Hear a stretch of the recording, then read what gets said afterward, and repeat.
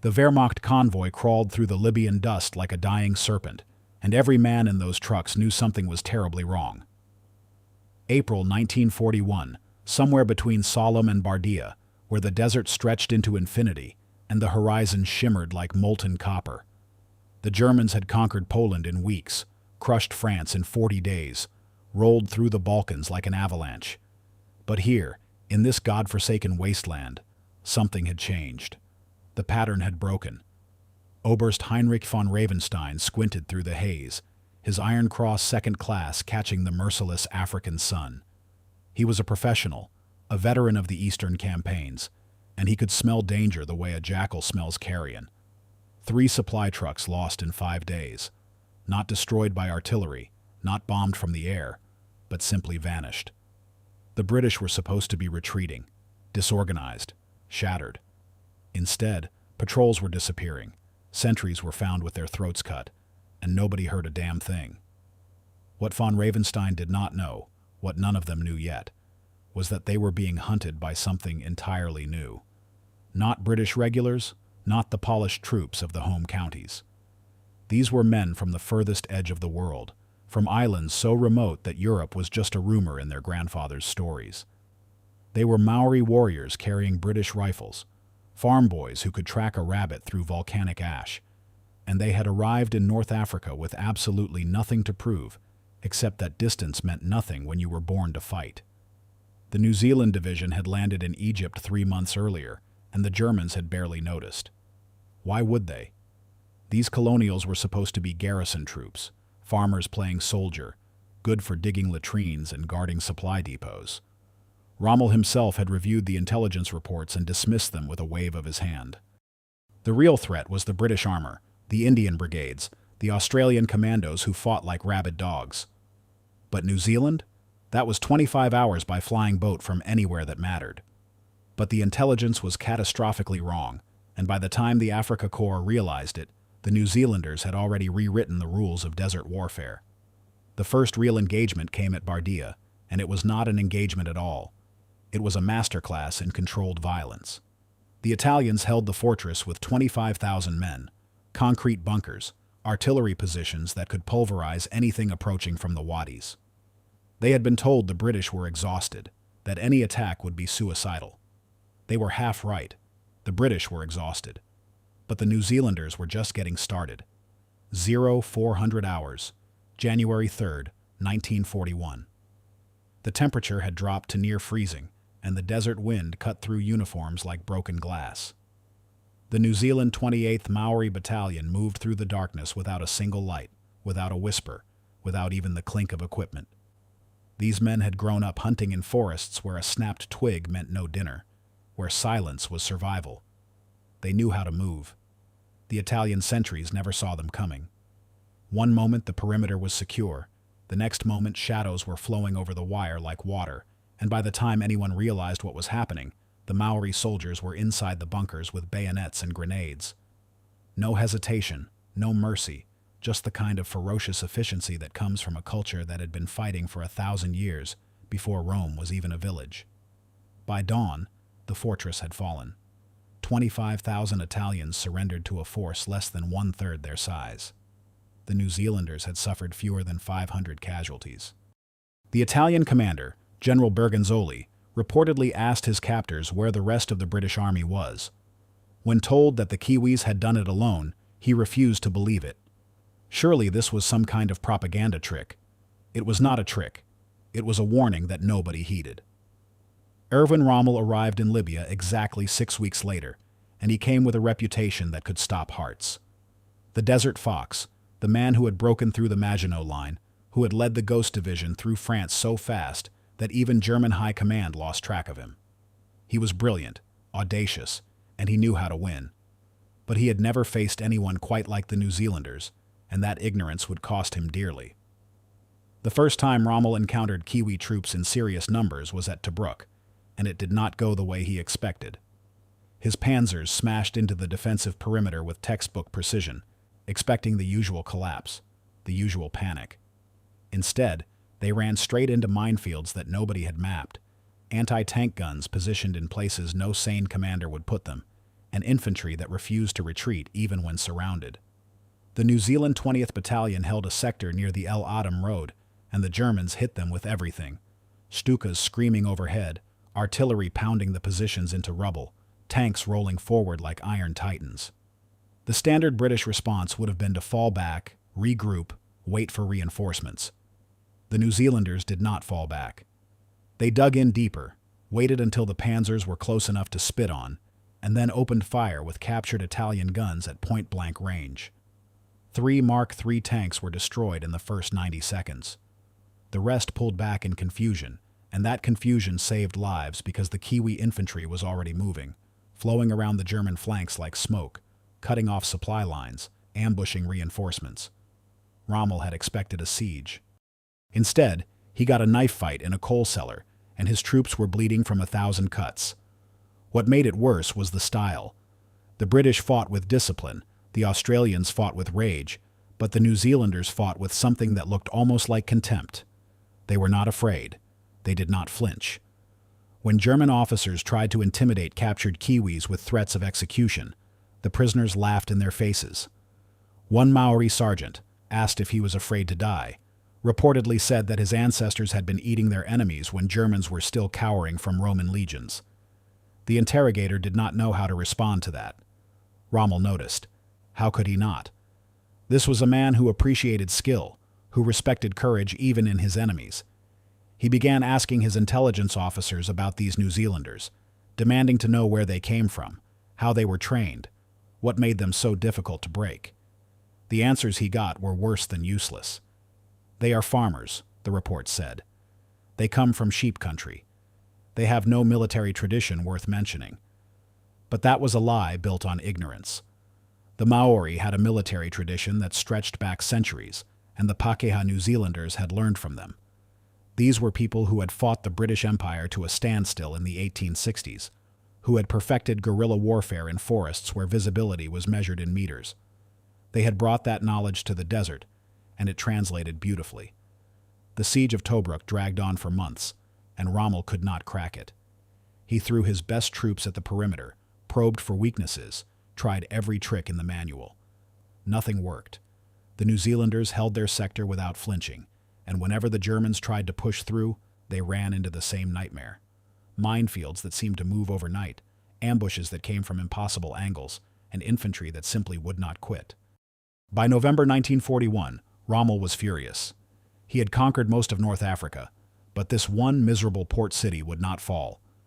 And the worst part, the truly infuriating part, was that a significant chunk of the defense was being held by men from a country he could not even find on a map without squinting. Then came Operation Crusader, and everything went to hell. The British Eighth Army launched a massive counter-offensive, and the New Zealand Division was right in the spearhead. Not supporting, not guarding flanks, but leading the charge straight into the teeth of Rommel's best divisions. The plan was ambitious to the point of insanity. Punch through the German lines, relieve Tobruk, destroy the Afrika Korps in detail. It required speed, coordination, and a level of aggression that most commanders would consider suicidal. The New Zealanders did not think it was suicidal. They thought it was Tuesday.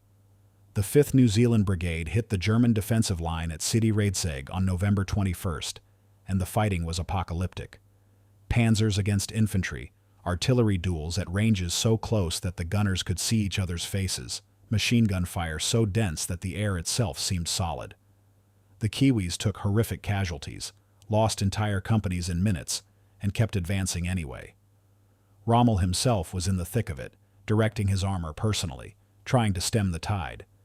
He watched the New Zealanders come on through shellfire that should have broken any sane unit, watched them overrun German positions with bayonets when they ran out of ammunition, and for the first time in his career, he felt something close to doubt. These were not soldiers. These were something older, something fiercer, something that refused to acknowledge the possibility of defeat. The battle raged for 6 days, and by the end of it, both sides were shattered. The New Zealand division had been mauled, reduced to skeleton strength, but they had accomplished their mission. Tobruk was relieved. The siege was broken, and Rommel, for the first time in North Africa, was forced to retreat. But it was a comment he made later, in a letter to his wife, that would become legendary.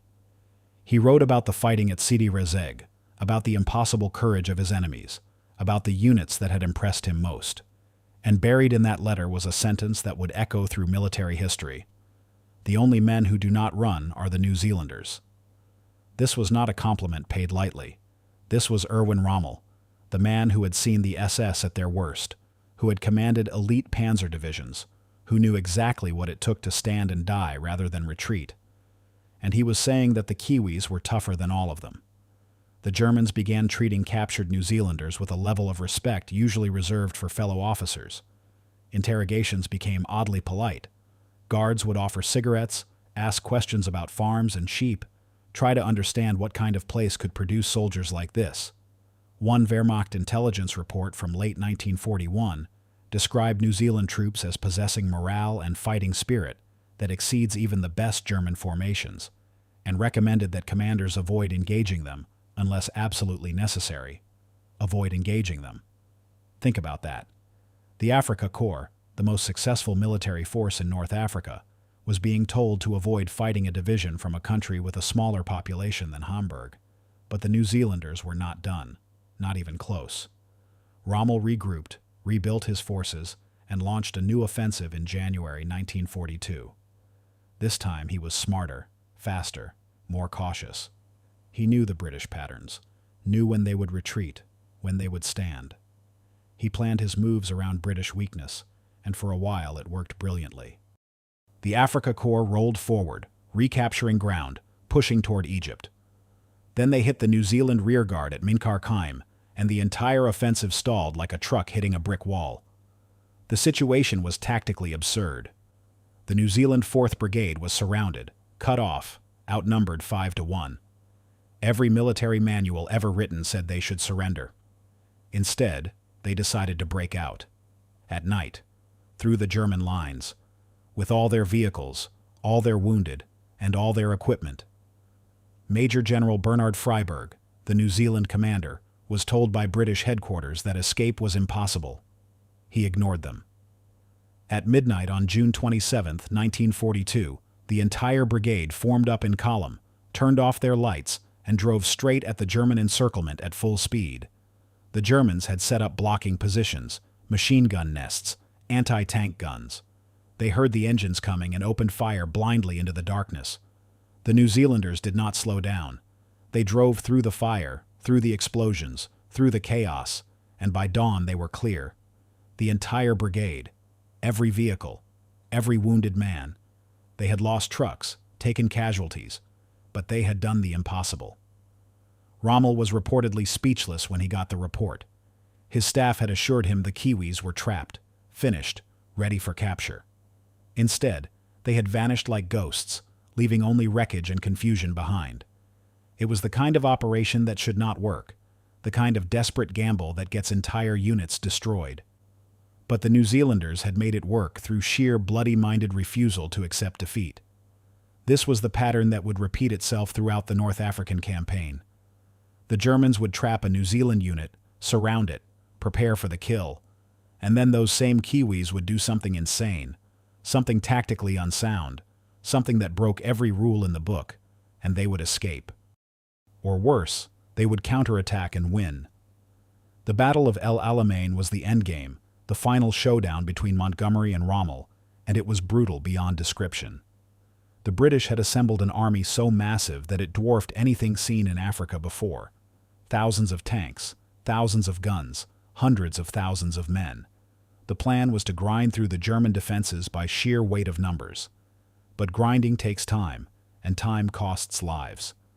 Montgomery needed someone to break the deadlock, to punch through the minefields and open a corridor for the armor.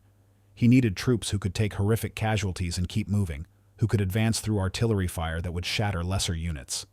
He called for the New Zealanders.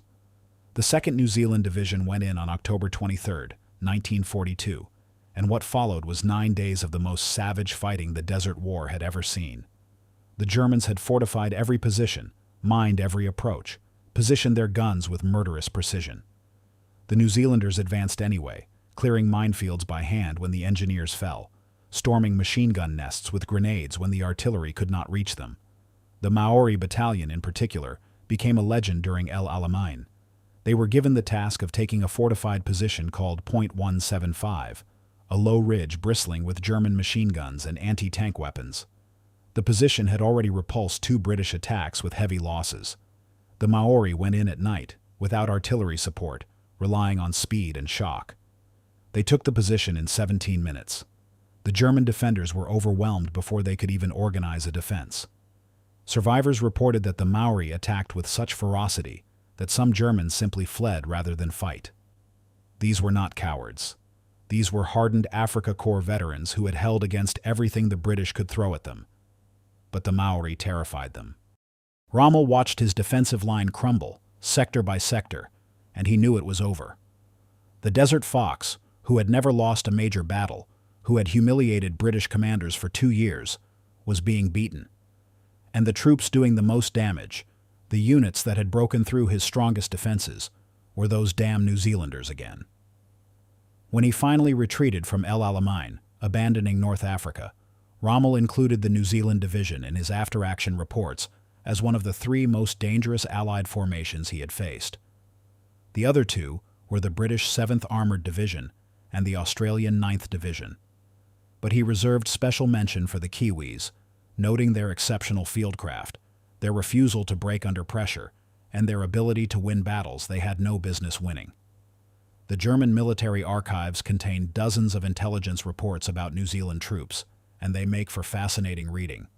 Descriptions of Maori haka being performed before attacks, terrifying German sentries who had no cultural context for what they were seeing, notes about Kiwi snipers who could shoot with impossible accuracy, who seemed to have some kind of preternatural sense for where the enemy would appear, warnings about New Zealand engineers who could clear minefields faster than anyone else, who treated unexploded ordnance like farm machinery.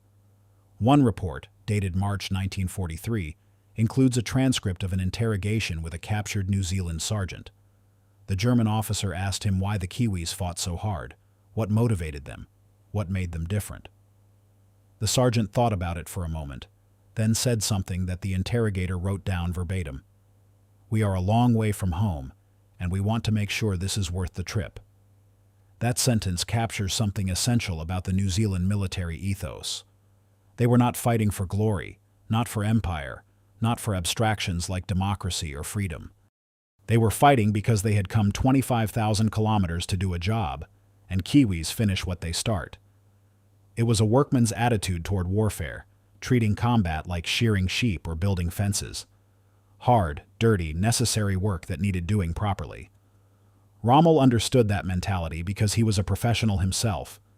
He did not fight for Nazi ideology, did not care about Hitler's racial theories. He fought because he was a soldier, and soldiers fight. The New Zealanders were the same. They were professionals in a war full of amateurs, and Rommel recognized his own kind. After the war, when historians started piecing together the North African campaign, they discovered something remarkable in German casualty reports. The Wehrmacht kept meticulous records of losses, broken down by theater, by division, by enemy formation. And the statistics showed that German units took disproportionately heavy casualties when facing New Zealanders compared to other Allied troops. This was not because the Kiwis were reckless or wasteful with lives. It was because they were effective. They did not rely on artillery to do their work for them, did not wait for air support to soften up targets. They went in with rifles and bayonets and did the job themselves, and that kind of close-quarters combat is always bloody for both sides. But here is the thing that really terrified German commanders. The New Zealanders never broke. Ever. Other units would reach a breaking point, a moment when casualties became unbearable and men would crack under the pressure. The Kiwis just kept going. They would take 50% losses and keep attacking. They would be surrounded and cut off and keep fighting. They would run out of ammunition and fix bayonets and charge anyway. This was not fanaticism. Fanatics are predictable, easy to manipulate, easy to break once you kill their leaders. This was something colder, something more dangerous. This was a cultural assumption that running away was not an option, that your mates were counting on you, that you did not quit just because things got hard. The Maori concept of mana played a role in this. Mana is not easy to translate, but it is roughly a combination of honor, prestige, and spiritual power. You gain mana by facing challenges, by showing courage, by fulfilling your obligations to your community. You lose mana by showing cowardice, by abandoning your comrades, by failing in your duty. For Maori soldiers, retreat was not just tactically bad, it was spiritually unacceptable. But the Pakeha New Zealanders had their own version of this. The pioneer mentality, the number 8 wire culture, the idea that you solve problems with what you have rather than complaining about what you do not have. These were men whose grandfathers had carved farms out of wilderness, who had learned that nobody was coming to save you, so you better save yourself. That attitude translated into military effectiveness with terrifying efficiency. German soldiers started calling the New Zealanders Die Schafhirten, the shepherds, and it was not entirely a compliment. There was an implication that these farm boys should not be this good, should not be beating professional soldiers who had trained for years. But they were, and the Germans could not figure out why. The answer was simpler than anyone wanted to admit. The New Zealanders were not playing the same game. Everyone else was fighting a war, with all the politics and propaganda and grand strategy that implies. The Kiwis were just working. They treated combat like any other job, approached it with the same practical mindset they would use to fix a tractor or build a barn. No drama, no heroics, just competence applied with relentless consistency. Rommel's famous quote about the New Zealanders being the only ones who do not run was often misunderstood. People assumed he meant they were brave, which they were. But bravery is common in war. Plenty of men are brave for a few minutes, brave enough to charge a machine gun or hold a position under fire. The New Zealanders were brave for hours, for days, for months without breaking. That is not bravery. That is something else entirely. Some historians have argued that Rommel's respect for the Kiwis was exaggerated after the war, that his memoirs and letters were colored by defeat and nostalgia. But the evidence does not support that theory. German documents written during the war, before anyone knew how it would end, consistently described New Zealand troops as elite formations, as forces to be avoided if possible, as enemies who required special tactical considerations. One particularly telling document is a tactical memorandum circulated to Africa Corps commanders in August 1942. It includes a section on how to identify different Allied units by their behavior and equipment. The section on New Zealanders is twice as long as any other entry and includes warnings about their skill in night fighting, their tendency to counterattack when surrounded, and their exceptional marksmanship. The memorandum concludes with a recommendation that German units should avoid close combat with New Zealand infantry unless they have overwhelming numerical superiority. That is an extraordinary admission from a military force that prided itself on tactical superiority. The Wehrmacht was supposed to be the best army in the world, trained to the highest standards, equipped with the most advanced weapons, and they were being told to avoid fighting Kiwis in close combat because the outcome was uncertain. The respect went both ways, though. New Zealand soldiers who fought in North Africa often spoke well of German troops after the war. Not their ideology, not their cause, but their professionalism. There were accounts of German medics treating wounded Kiwis, of German officers ensuring that prisoners were fed and sheltered properly, of a mutual recognition that they were all professionals stuck in a terrible situation. One story that circulated among New Zealand veterans involved a German officer who returned a Maori soldier's family photograph after he was captured. The officer had apparently asked about the tattoos on the soldier's face, had a brief conversation about Maori culture, and then went out of his way to ensure the photograph was not lost. It was a small gesture, but it spoke to a kind of respect that transcended the war. Rommel himself never met any New Zealand commanders face-to-face during the war, but he corresponded with some of them afterward. There are letters in various archives where he discusses tactics, asks questions about specific battles, tries to understand how the Kiwis had pulled off certain operations. He was particularly fascinated by the breakout at Minkar Kaim, which he considered one of the most audacious maneuvers he had ever encountered. When Rommel was forced to choose between following Hitler's increasingly insane orders and doing what was militarily sound, he often thought about the professionalism he had seen in his enemies. The New Zealanders had not fought for ideology.